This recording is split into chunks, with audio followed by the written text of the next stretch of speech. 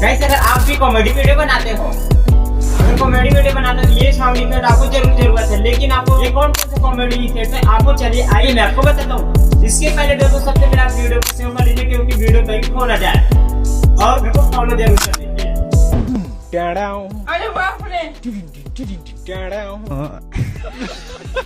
मतलब वो अलग ही लेवल का बंदा था।